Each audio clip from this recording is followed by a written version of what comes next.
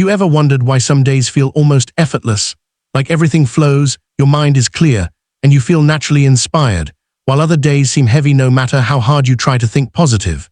There is a scientific explanation for this, rooted in quantum physics and neurobiology, and understanding it can completely shift the way you experience your own energy.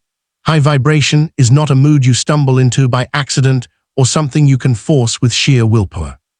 It is a coherent state, a measurable, tangible quality of your biofield that emerges when your thoughts, emotions, and physiology come into alignment. And this alignment is not reserved for spiritual masters or monks in remote monasteries. It is available to you here and now if you learn how to recognize and cultivate it.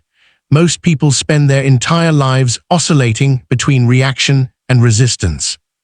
They wake up already entangled with yesterday's worries, replaying the same thoughts that generate the same emotions, which in turn produce the same neurochemistry in bodies. From the perspective of quantum science, this is not simply a psychological pattern. It is a vibrational loop. Your personal energy field is constantly emitting frequencies much like a radio signal, and those frequencies are interacting with the larger quantum field that surrounds you, influencing what you notice, how you feel, and what experiences collapse into your reality. In this video, you'll discover why maintaining a high vibration is not about pretending to be happy or denying what you feel. Instead, it is about learning to create coherence between your mind, your heart, and your nervous system. You could think of it as tuning your internal instrumentation so that the signal you broadcast is clear, steady, and powerful. This is when the quantum field responds in ways that feel synchronistic, because you have become an observer who is no longer scattering attention across conflicting intentions and beliefs. Take a moment right now to notice your own energy. No need to change it, just observe. How does your body feel as you listen? What thoughts are hovering in the background of your awareness? Is there tension in your chest or a subtle sense of openness? This simple act of observing without judgment begins to shift your state. It interrupts the automatic patterns that keep your vibration tethered to familiar, often limiting timelines, and it introduces the possibility of something new, the emergence of a coherent signal that the quantum field can recognize and reflect. Here's perspective you may never have considered. You don't lose your high vibration all at once. It doesn't vanish in a single moment of stress or disappointment. Instead, it dissolves in small increments through micro-choices to react instead of respond, to tense instead of breathe, to rehearse old stories instead of observing them. When you understand this, you begin to reclaim your power. Because if your vibration erodes through tiny moments of unconsciousness, it can also be rebuilt through small moments. Awareness. Scientific studies in neurocardiology have shown that the human heart emits an electromagnetic field far more powerful than the brain's. When you are in a state of emotional coherence, when your heart rhythms are harmonious and synchronized with your breath, you are literally broadcasting a more organized, higher frequency field around your body. This isn't a metaphor, it's measurable. Researchers can observe this shift in real time. And when you sustain this state, even briefly, it changes your biochemistry, calms your nervous system, and alters the way your brain processes information. In other words, you begin to perceive reality through a different lens, one that is less reactive and more creative. So why does this matter? Because the quantum field doesn't respond to your words alone. It responds to the totality of your signal. You might affirm abundance with your thoughts, but if your body is vibrating in stress and scarcity, the signal you're sending is incoherent. And in quantum terms, an incoherent signal produces random, unpredictable outcomes, often the very ones you're trying to avoid. This is why so many people feel exhausted after trying to stay positive. They are fighting themselves on an energetic level. What you will learn here is how to end that inner conflict, not by suppressing your emotions or performing positivity, but by understanding that your power lies in returning to alignment again and again. This is not about perfection.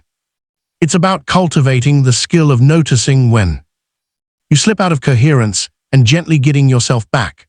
Over time, this becomes your default state, a steady, elevated vibration that no longer depends on ideal circumstances to be sustained. If you've ever wondered why certain people seem to radiate calm confidence and attract opportunities without forcing, this is the reason. They have learned to maintain a coherent field. They don't just think differently, they feel and embody a different frequency. And because the quantum field is participatory, because your observation, your feeling, and your intention all contribute to what becomes real, your personal vibration is the most important variable you can influence.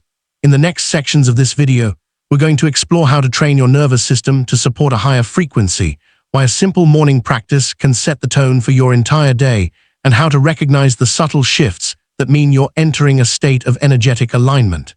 Stay present with me because by the time you finish this experience, you'll have not just a conceptual understanding, but a felt sense of what it means to become the steady observer of your own vibration, and that more than any affirmation or technique is what allows you to create a life that mirrors your highest frequency. If you're still here, it means something in you is already starting to recognize that vibration is more than just an emotional state. It's the language your entire system uses to communicate with. The quantum field, this isn't philosophy, it's physics. Let's start with a core principle most people never learn. Everything you experience exists in a state of probability until your observation collapses it into form. In quantum mechanics, this is known as the wave function collapse. Until you direct your awareness to a possibility, it exists as a field of pure potential. The act of observing, combined with the energy of your emotional state, selects a specific outcome and stabilizes it into your reality. This is not a metaphor for positive thinking. It is an interaction between consciousness and the fabric of space-time itself. Think about this. Your brain is constantly predicting, filtering, and constructing what you perceive. Even neuroscience confirms that your perception of reality is a controlled hallucination. A model generated by your nervous system based on expectation and memory. But here's where it gets fascinating. The signals you feed into this system don't originate only in the mind. They also come from your heart, your breath, your posture, and the electromagnetic field surrounding your body. This is why simply trying to change your thoughts without addressing how you feel in your body rarely leads to lasting transformation. To illustrate this, imagine your vibration as a signal broadcast tower. Every thought you think sends out a frequency. Every emotion adds a layer of information to that frequency.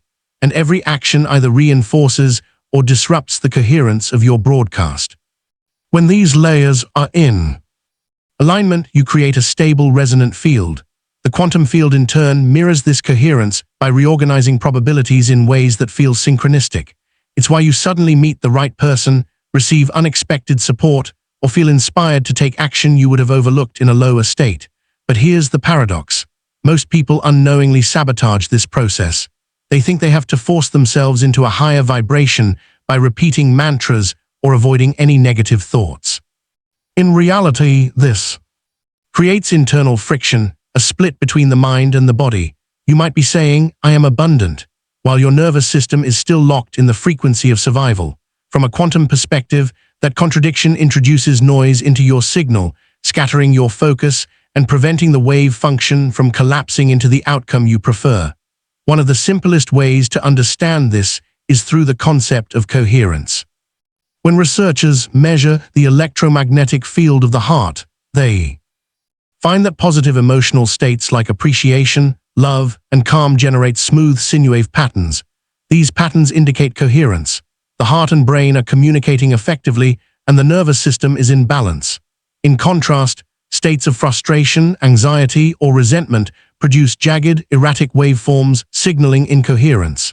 And this incoherence doesn't just affect how you feel, it disturbs the clarity of the energy you project. In this video, you're going to learn how to recognize these subtle shifts. You'll start to see that maintaining a high vibration is not about forcing yourself to feel good all the time. It's about cultivating awareness of when you slip into incoherence and gently bringing yourself back. Think of it as learning to tune an instrument. The first step is noticing when you're out of tune. Only then can you adjust your frequency. If you're wondering how to start practicing this, here's a simple invitation. The next time you feel yourself contracting, whether it's stress about work, conflict with someone close, or a surge of doubt, pause and place your attention on your heart. Slow your breathing. Notice the story your mind is telling. Ask yourself, is this the frequency I want to broadcast into the field? This tiny moment of observation creates a choice point.